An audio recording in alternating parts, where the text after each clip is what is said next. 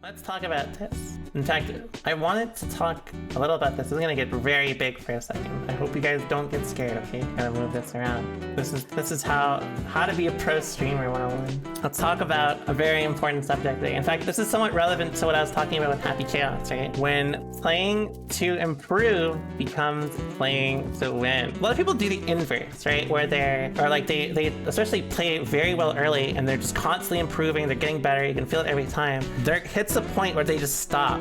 In fact, have you guys ever seen that where there's a player you know, or even like a player you look up to, where one patch they're like dominant, they're the god, and then the next patch they just die, you never see them again. In fact, you can see that a lot from the last patch. So like there's kind of a correlation. Players who are like patch players or like patch top players, they improve very fast, they're learning really well, but there hits a point where their ego gets involved. And this is something that a lot of people do without even thinking. In fact, I even did this a lot in Grand Blue. I did so well initially, it gave me an ego to a degree, right? It gave me a slight ego. I wasn't playing just to like to get better. It was to reiterate that I was as good as I was. Assuming you're playing to improve, it means you are playing to figure out strategies and be stronger for things like tournaments, more consistent a player. Usually, this means you are playing to become a better player, right? This makes sense. This is obvious. The correlation between this, though, a lot of people, as they improve, begin to realize they have groups of players that they are above. I'm going to give you an example, and I'm going to call someone out here with this. In fact, I know I will. Let's say you are a floor 10 player. You may think, especially if you have a friend group of floor 9 players, you may think you are just better than them, right? Period. If you're a Celestial player and you have a group of friends that are floor 10, you may think you are just better than them because you are just Celestial, and that is it. What this essentially is, there will come a point where when you are playing, there eventually comes a time where someone starts to beat you. Because of the established hierarchy, you may feel more frustrated or irritated that you are losing more than you perceive you should. A lot of people don't look to actually improve from here, right? They're not playing to improve, they're playing to look they're like the better player. Especially like in the top level bubble, a lot of people will start to do this thing where they don't actually care about being the best, they just care about looking like they're the best. And usually players like that are the ones that they disappear with the patches. Not because they're bad, but because their mentality leaves them so far behind if they get caught up in this. This is all about playing to be the best versus playing to look like you're the best. There's a big difference. When you're doing so well, you get an ego, you have this established hierarchy that you believe in, and then it's constantly being checked. You're constantly being shown that it is not correct. What you thought was correct is not. As a result, it could make you feel frustrated, hurt, whatever.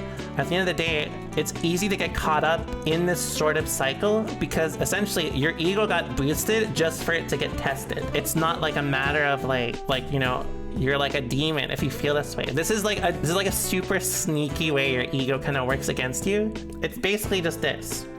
If you open yourself up to receive praise and compliments about your playstyle, you have to be open about receiving hate or criticism or being downplayed. When it comes to this is I think one of the best ways that a lot of people end up kind of doing this. And I used to be super guilty of this. And this is why I specifically, like, I don't like thinking about things in terms of like who's the best player, or like who's like the strongest or whatever. In fact, like if you watched me when I played a lot of Soul, you probably recognize that I was really adamant on avoiding that sort of thing, right? A common cycle is you start to do really well, you get gassed up, you're doing great. As you are doing great, people will focus on catching up to you. It leads to gaps being made. This is a process of any competition, right? You are not the only person looking to improve. When I played in tournaments, I thought, State of Talk 2019, I got third.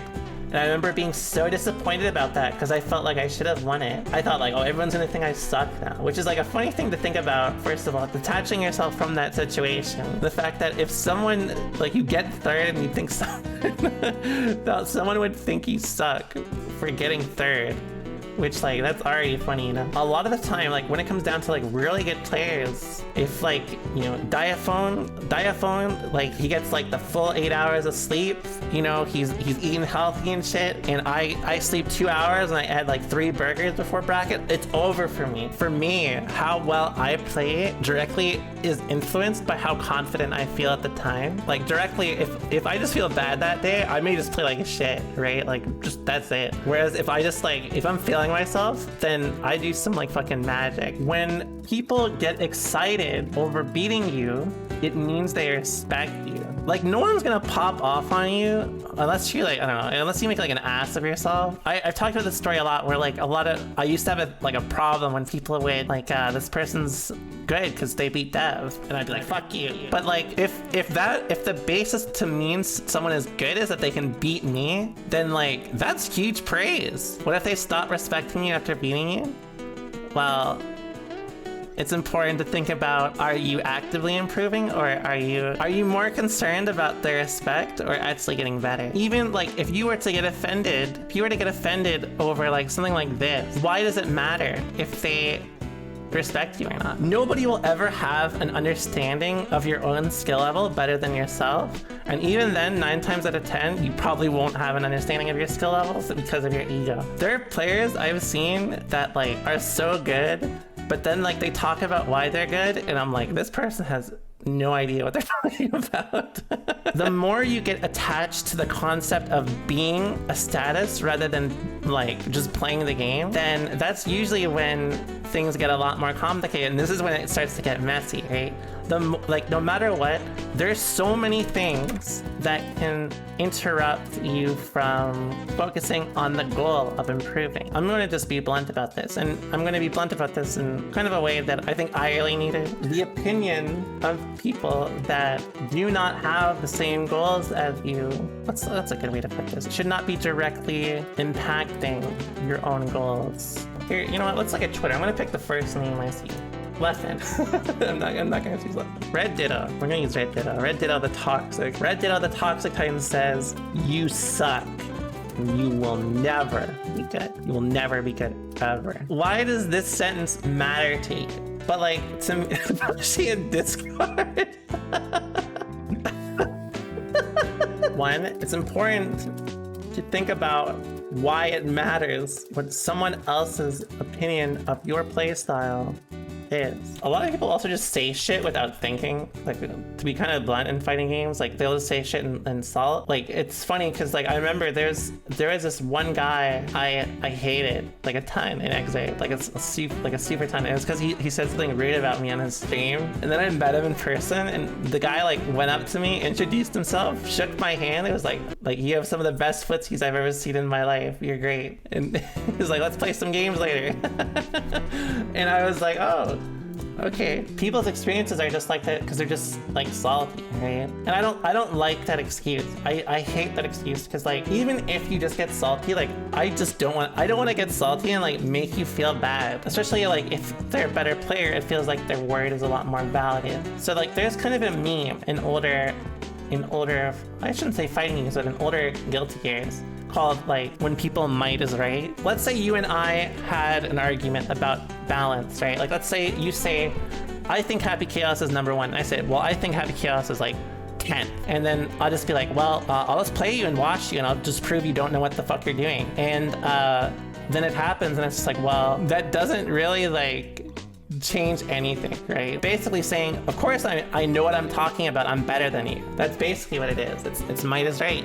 That's what it is. A lot of people think in this way of might is right, but the reason why I bring this up is because my perspective, right, like the way I've grown as a player is this sort of thing, right? When I was younger, this sort of thing would have made me hate Red Ditto, the Toxic Titan. I would probably dream about curve stomping Red Ditto, the Toxic Titan in bracket. As I got older, I essentially went into this category might is right perspective of I don't care, I'm you in tournament. Like players put a lot more stock into their own perspective and like upstanding than most people do. A lot of people tend to just like watch games and think highly of the people competing. In general, as a competitor, it's a lot easier to be insecure of your position. If I'm good, I'll just win. If I'm not, I have to work more. Might is right is kind of the bubble that goes from here, right? That we were talking about earlier, where you kind of get an ego from how this established hierarchy is, and then it's being contested, right? Like it's like, well, like people are always listening to you and now they're like starting to talk back to you, right? And it's like some people get really upset over it. Like it sounds kind of crazy, but again, this is all about ego. Because again, fighting games are attached to you as a person. There's no one else to complain. These two things here are not the same, right? It may sound similar, but you can see one is a lot more, I care about the fact that I'm better. The other is more focused on the fact that it's a competition. There's more to learn. There's more to improve from, right? I hope you're ready for me to call you out again. Play fighting games with low self-esteem. Have some success. Feel really good. Your success begins to change or vary significantly. Whether it be through ranking systems, talent, balance, whatever. You go from feeling really good over your success to feeling really bad because you are suddenly failing. Instead of their success changing, keep having success for a variety of reasons. This is a very common one through this, by the way, is when a new player picks a top tier character. Top tiers are not always like detrimental for your improvement, but a lot of the time they essentially force you into learning fighting games without understanding why things are working always. Imagine characters like that are top tier, they usually tend to cut that sort of interaction down, or it forces you to play around them way more than vice versa, right? That they're strong, right? It's the point. If their character gets nerfed, they are done. This is such a common cycle in fighting games. You would be really surprised. 7 or 8 on average out of 10 like mid-level players probably go through this cycle. Like it is extremely common. Usually that's where a lot of people end up like getting really tested on a game. It's when a game's developed, you have to tighten up around what you know and your fundamentals. If you can't, then you will get left behind. This is kind of why all these things are really bad traps, because if you are thinking about being good, this again will not prepare you for the future in any case. Likewise, sometimes low tiers can also do this to you, but in a different way. Low tier players also, like low tier and high tier players tend to have the biggest problems with like overcoming their ego because they don't quite understand what's happening on the screen. A lot of people will be like, oh, I'm playing a low tier character. If I was playing any other character, I would just win. If I was playing any other character and I didn't have to deal with this matchup, I would just be winning all the time. But if that was the case, then like why would you just not like do it? I can tell you right now that if you actually think like this, you should genuinely try it, because I thought like that. It's a lot easier to kind of prey on people who don't understand matchup strategies or like those interactions and use it as ego, and then actually like when it comes to matter, you're like, oh, like this shit sucks. So consider how important it is to just take negative advice. How I view compliments, it's important to have a good system for regulating these things. I know that sounds silly. I specifically try not to let myself get a big head. How are you guys talking? I'm like trying to give you guys an education about like overcoming your ego and how to think healthier, and you guys are talking about how my ass destroys chairs. What is wrong with you? A lot of people live through their improvements through confirmation bias, or looking for random comments to gas them up. I'm much more of a person that like, I love the feeling of failure is nice because it's a sign that there's other ways to work on yourself, right? You can't always succeed without failing, right? Failing is a natural path to improving. Masochist? No, I feel like it's just my brain kind of brig. I guess it's not. Brain kind of empty. Actually, you know, I wanna comment on this real quick before I continue. You said that's kind of masochist. And a lot of people actually, like, unironically think that way.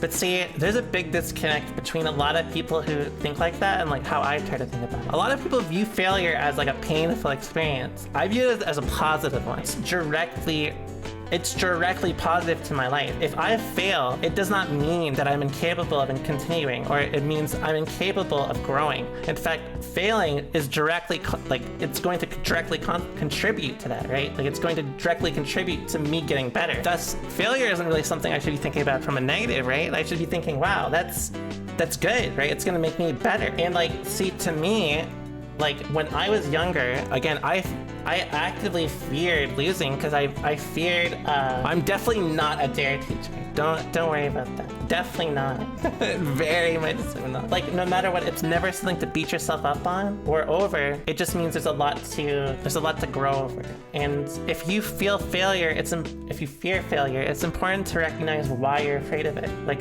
let's say if you lose in tournament to me, does that tournament matter so much that it should hurt you? Do you think people are going to change their entire perspective on you just because you lost in tournament? It's important to think about these sort of things, and I'm going to teach you guys a little something that helped me when I was a young little cat. I read this entire book over 10 times. This is called The Meditations. This was a book written by a Roman emperor in the early Roman Empire. So it kind of like Roman Diago. So what this book is, essentially, like, Marcus Aurelius was a Stoic, right? He wrote these notes to himself as reminders of how he should think. This is not like a book he made for like everyone to think about. He used this to think about himself and stuff like that. And I love this one line. Not to busy this is so small. Not to busy myself about trifling things, and not to give credit to what was said by miracle workers and jugglers about incantations and driving away of demons and such things.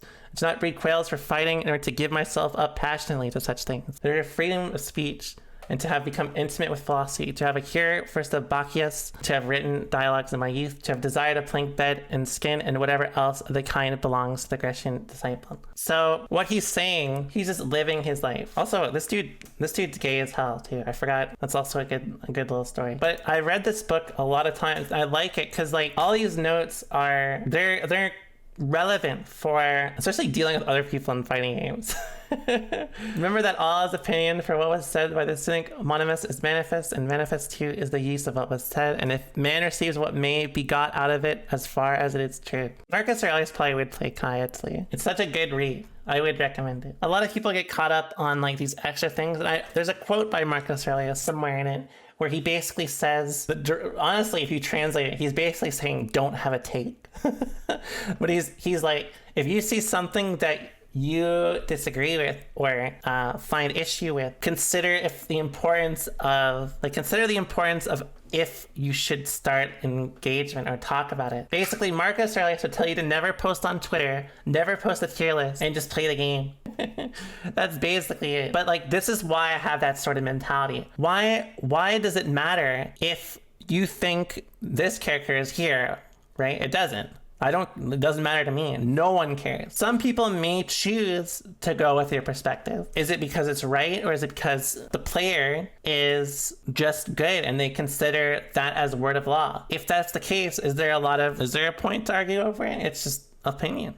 I think it's important to just be very careful about how you choose to interact and argue and to fight over things, and how you choose to let yourself be antagonized or aggravated over differing opinions. I think for me, I had to go through it, but I think it was good because it helped me also understand for helping people get through it. So yes, for me, I would say it was beneficial. If you have a stockpile of energy saved away, like, think of it as like a resource counter. You have 100 energy per day.